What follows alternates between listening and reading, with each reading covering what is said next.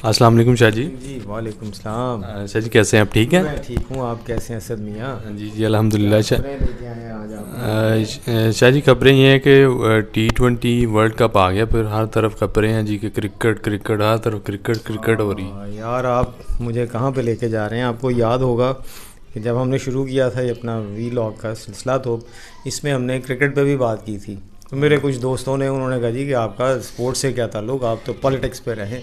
अच्छा। तो लेकिन मैं आपको आज एक बात बताता हूँ कि मैंने अपना जब करियर शुरू किया था जर्नलिज्म में, तो 87 के वर्ल्ड कप जब पाकिस्तान में हुआ था, उस वक्त इंडिया पाकिस्तान में, उससे पहले मैं पाकिस्तान टाइम्स में स्पोर्ट्स डेस्क पे मुझे उन्होंने लगा दिया था।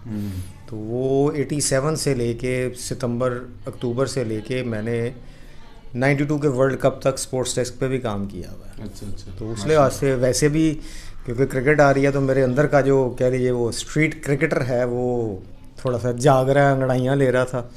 तो आपने खुद ही ये शुरू कर दी बात, तो चलो हम पहले क्रिकेट पे बात करते हैं। क्रिकेट का वर्ल्ड कप तो शुरू हो रहा है, वो तो बड़ी अच्छी बात है। पाकिस्तान स्ट्रॉन्ग टीम है, पाकिस्तान के साथ वो इंडिया है, ऑस्ट्रेलिया है, इंग्लैंड है, ये सारी ये टॉप की ये 4 टीमें, मैं तो इनको 4 को टॉप रेटिंग देता हूँ। बिल्कुल। लेकिन उससे पहले हम शुरू करते हैं कि इंडिया जो है वो स्पोर्ट्स में सियासत को पता नहीं क्यों घुसा देता है। कल की अब बात है कि उनके BCCI के जो सेक्रेटरी हैं, उन्होंने जय शाह साहब, उन्होंने एक बयान दिया। उन्होंने कहा जी कि अगले साल पाकिस्तान में वो 50 ओवर्स से साइड का जो वनडे क्रिकेट का वर्ल्ड कप होना है वो पाकिस्तान में होना है। Asia cup, sorry Asia cup होना। हाँ, एशिया कप होना है। तो उसके लिए पाकिस्तान, उन्होंने कहा जी कि इंडिया जो है वो पाकिस्तान नहीं जाएगी, किसी न्यूट्रल वेन्यू पे कर लें। भाई जब आपने पहले डिसाइड किया था, जब आपने फैसला किया था, सारे यानी एशिया के जितने भी ममालिक थी, एशियन क्रिकेट काउंसिल के जितने मेंबर्स थे, उन्होंने पाकिस्तान की हिमायत की, तो आपने दिया ना। अब आप उसमें सियासत घुसा रहे हैं। हालांकि मुझे इसकी समझ नहीं आती कि सियासत करने वाली बात कोई नहीं है, गेम है, उसको गेम की तरह लें। इंडिया का आपको शायद याद होगा, इससे पहले उनके एक वज़ीर आज़म थे साबिक, उन्होंने कहा जी कि पाकिस्तान का और इंडिया का मैच नहीं होना चाहिए, इंडिया को पाकिस्तान के साथ नहीं खेलना चाहिए। उसकी अगलों ने वजह पूछी, उन्होंने कहा जी कि जब पाकिस्तान से हारते हैं इंडिया की टीम, तो इंडिया वालों का मोराल जो है वो डाउन हो जाता है। वो भाई ऐसी पार्ट ऑफ गेम है। हाँ, इसलिए इसको पॉलिटिक्स की तरफ ना लेके जाएं, आप इसको एज ए गेम रखें। आप पाकिस्तान आए, देखो इंग्लैंड आ चुकी पाकिस्तान में, जो आपको था कि जी यहाँ पे टेररिज्म होता है और दिस एंड दैट, वो सारा कुछ ख़त्म हो गया, सारी चीज़ें नॉर्मल हो रही हैं पाकिस्तान में। अब आप पाकिस्तान के साथ जो इस किस्म की ज़्यादती कर रहे हैं, जो इस किस्म का ड्रामा कर रहे हैं, वो तो मेरी समझ से बालातर है। देखना ऑस्ट्रेलिया आ चुका है, इंग्लैंड आ चुका है, ये क्यों नहीं आ रहे? बिल्कुल बिल्कुल।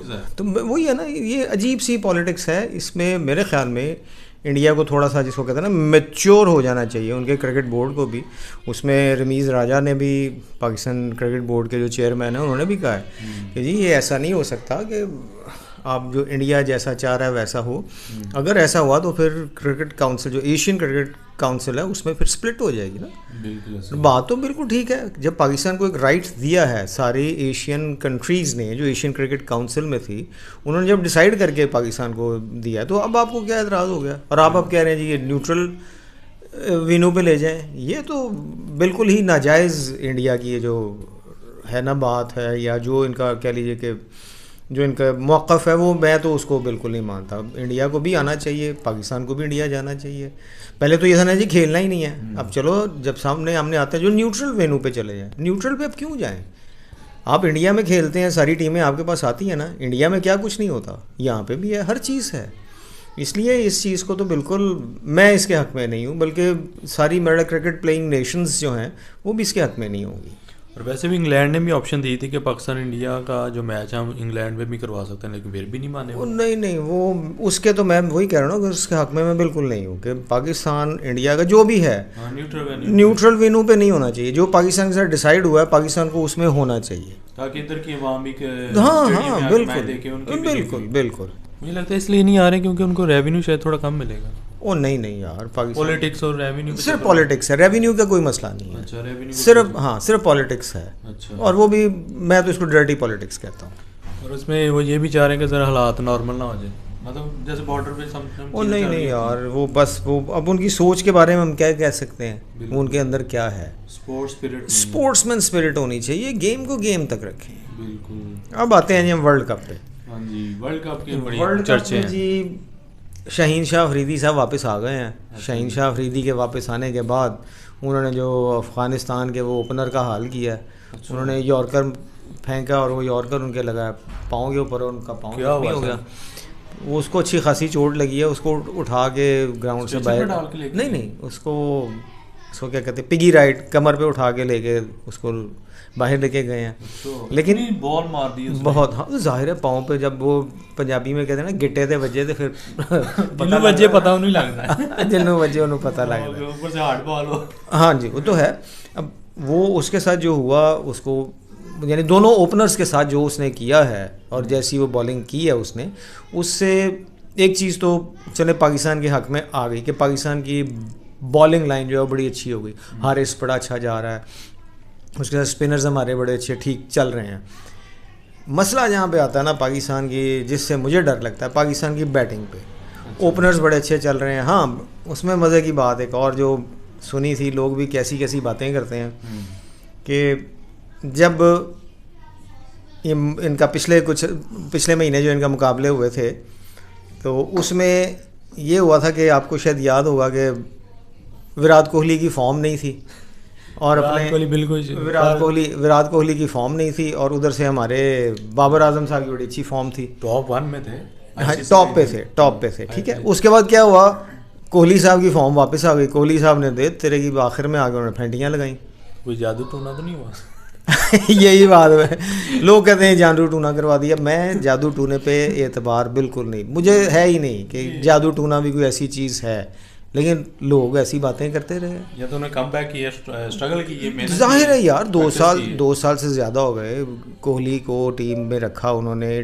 कोहली बहुत बड़ा बैट्समैन है, मैं बिल्कुल इसको एतराफ़ करता हूँ। और किसी भी कोई भी अच्छे खिलाड़ी है मैं उसका एतराफ़ करता हूँ, किसी भी मुल्क का हो, किसी भी नेशन का हो। पहले नंबर पे रहा वो भी, जाहिर है बहुत अच्छा उसका जो रिकॉर्ड है। लेकिन ये हुआ कि उसके बाद अपने बाबर आजम साहब की फॉर्म चली गई तो लोगों ने ये बातें शुरू कर दी, लेकिन अब फिर बाबर आजम की फॉर्म वापस आ गई। हमारा ओपनिंग जो पेयर है उसकी मुझे अभी तक नहीं समझ आई कि ये, यानी चलो मैंने स्ट्रीट क्रिकेट ही खेली है, लेकिन इतने साल से मैं क्रिकेट को देखता आया हूँ, थोड़ा सा अंदाज़ा हो जाता है आपको। वैसे भी होता है ना कि पता लग जाती है चीज़ों का कि ये जो पहले 6 ओवर्स हैं जिनमें आपकी खिलाड़ी अंदर हैं सर्कल के अंदर, हाँ ये हिट क्यों नहीं करते कि ऊपर से आप खिलाड़ी के सर के ऊपर से हिट लगाएं, शॉट लगाएं, चौके छिक्के उस पर लगाएं, उठा के बाहर फेंकें। ये इसमें ये बड़ी गड़बड़ करते हैं। जिस तरह अपने रिजवान बहुत अच्छे जा रहे हैं, उनके रिकॉर्ड बहुत अच्छा है, लेकिन रिजवान भी यही करते हैं कि शुरू के जो ओवर्स हैं उनमें वो टिप करते हैं, उसके बाद अब 160-170 का टारगेट दे देते हैं। तो 160-170 मेरा ख्याल है ऑस्ट्रेलिया में डिफेंड करना मुश्किल है आजकल। ये कुछ भी नहीं है सर, कुछ भी नहीं है। अगर आप शुरू के ओवर्स में, हाँ अगर आप शुरू के ओवर्स में थोड़ा सा आप एग्रेसिव खेलें, खिलाड़ी के सर पे से इनर सर्कल के ऊपर से आप टपा के फेंकें बाहर, कोई अच्छा स्कोर करें, 200 प्लस मेरे ख्याल में तो ऑस्ट्रेलिया में चलना चाहिए। इसके बगैर गुजारा नहीं है। अब आप कहेंगे जी कि पाकिस्तान की रेटिंग, फिर वही कहूँगा कि पाकिस्तान की रेटिंग, मैं तो पाकिस्तान को टॉप रेट करता हूँ। अच्छा, लेकिन कैसे कि पाकिस्तान की बैटिंग की वजह से, भाई पाकिस्तान की बॉलिंग बेहतरीन है, बिल्कुल वो तो शुरू से ही है। हाँ फास्ट बॉलर्स हमारा बहुत अच्छे आए, ऊपर से अल्लाह का शुक्र है कि शाहीन अफरीदी जो है वो ठीक हो गए, वो भी आ गया, वरना खबरें यही थी कि शायद ना आए। नहीं उसका जितना अच्छा इलाज करवा लिया उन्होंने तो बिल्कुल ऐसा ही था। वो अल्लाह का शुक्र है कि वो ठीक होके आ गया। टीम हमारी इस वक्त कागज़ों पे बहुत अच्छी है, बैलेंस्ड है, लेकिन मिडल ऑर्डर वहाँ पे आके जो गड़बड़ होती है ना, उससे मुझे पाकिस्तान पे जो है ना वो शक पड़ता है।